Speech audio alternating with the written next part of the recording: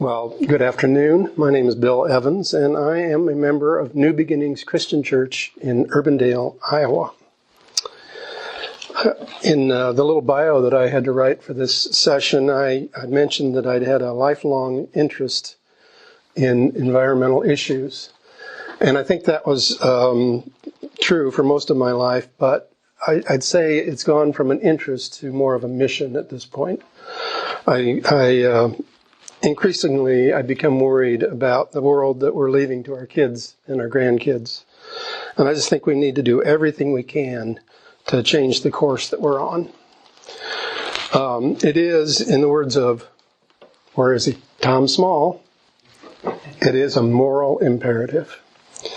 And what institutions in our society can speak to the morality of our situation if not the church?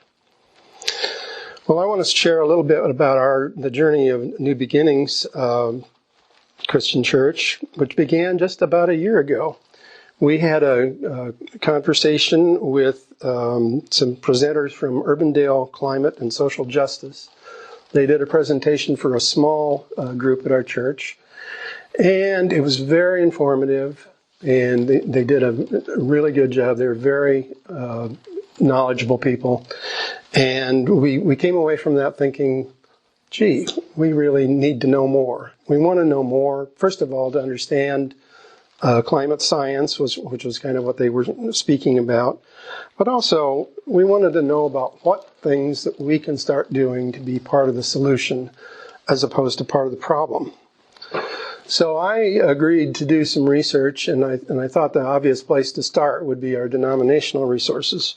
And so I went out on the website of Disciples Home Missions and discovered the Green Chalice program. And I had heard of it before, but to be honest, I'd never really investigated it at all. This is a partnership between Disciples Home Missions and the Christian Church in Kentucky. And it's sort of the denominational answer to some of these questions that we're asking. So I scheduled a call with Carol Devine, who is the Green Chalice minister, and I just wanted to talk with her about how we might become a Green Chalice congregation.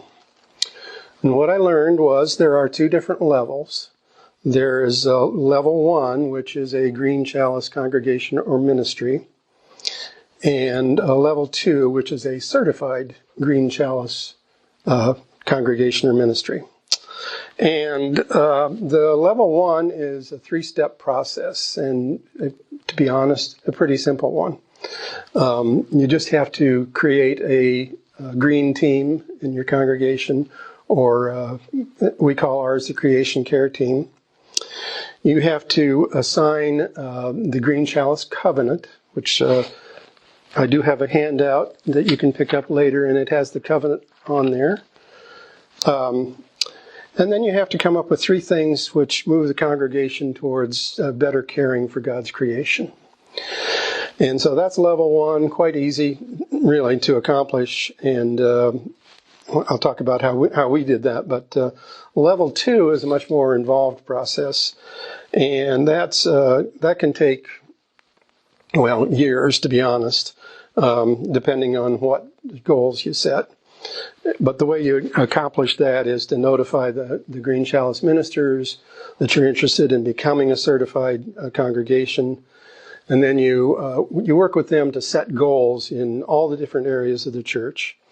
And then it takes some time to accomplish those goals. But once you do, then you report back to them, and then they take it from there. Our region currently has 6 at level 1, 6 congregations, and 2 at level 2. And I'm happy to say that both of the level 2, the certified congregations, are represented in the room today. That would be Covenant in Urbandale and First Christian in Burlington. So glad to have them with us. They've gone the extra mile.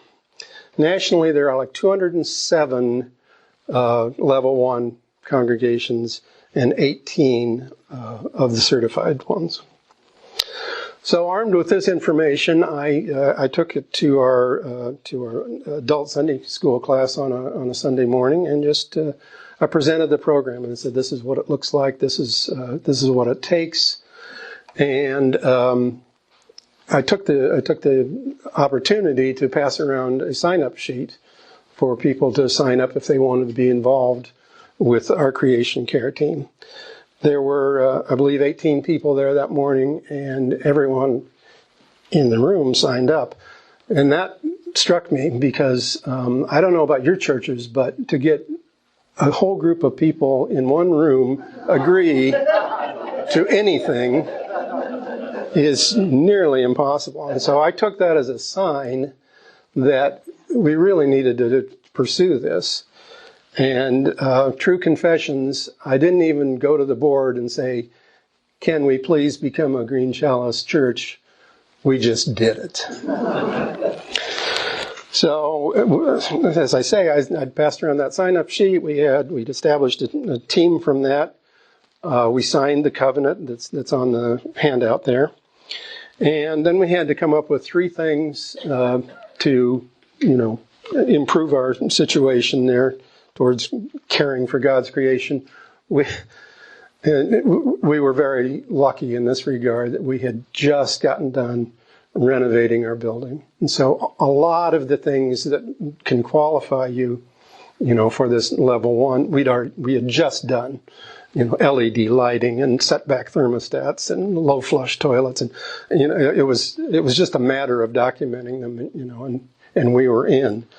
So we started talking about this in November of last year. By January, we had the certificate on the wall, and that's how quickly it can be if you've already done some of these things.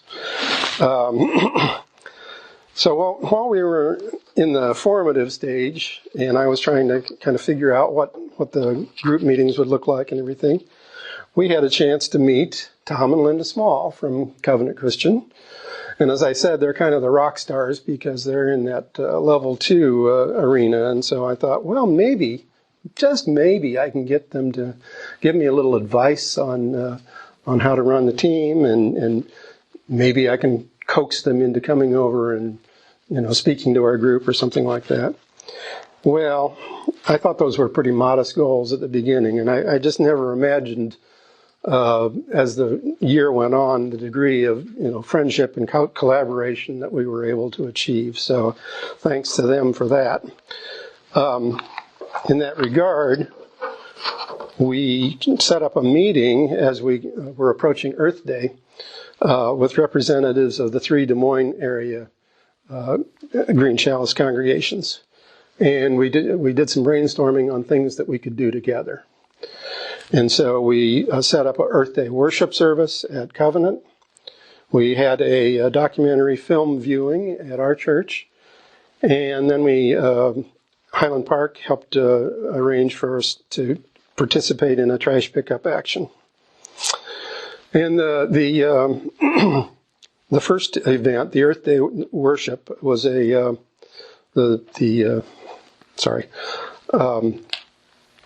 theme of it was Solution of a Sacred Trust, our children's right to a livable future. And it was a very meaningful service. We had youth from the 3 congregations come and express climate concerns. We had some meditative taizé music interspersed in it, and it was really, I think people came away with a really good feeling about what we did that day. The film, which we had at our church, was from Interfaith Power and Light. It was called Youth v. Gov. It was about a bunch of young people who were basically suing the federal government for the right to have a safe climate. Spoiler alert: they didn't win, but it was still a very well done documentary, and we learned a lot from that. And then we did a trash pickup action at Riverview Park in Des Moines, and that was another chance to just build relationships, to work side by side. It was to get out in the open air, if nothing else. And so we felt good about that too. In July, we had another brainstorming session. We invited the members from the other 2 churches to join us at our regular meeting. And we did some brainstorming on additional things that we could do together. We kind of felt really good about where we had gone before then, and so we did some brainstorming under 3 main categories: spiritual practices, education, and action. Now, the original focus of what can church, of our group was, what can our church, what can our people do as individuals to care for the earth?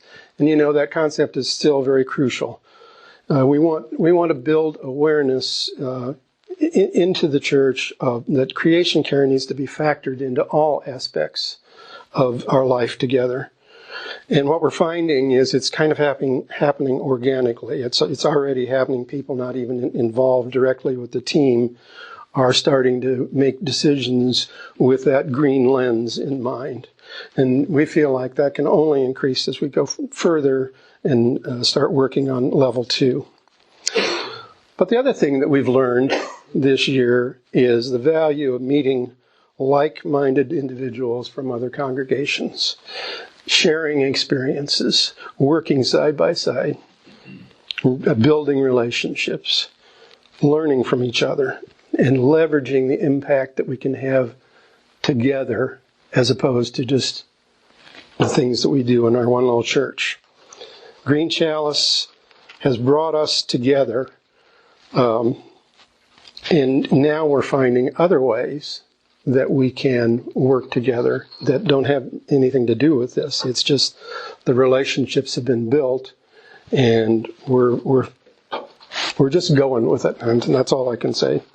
And we certainly encourage other churches to become Green Chalice churches if they can. There's a lot that's been happening this year in my church, and we're still in the early stages of our journey, and we hold on to the hope that our efforts are able to create a more sustainable future for the generations that follow. But the only thing we need more than hope is action. And action leads to change. Thank you for your time.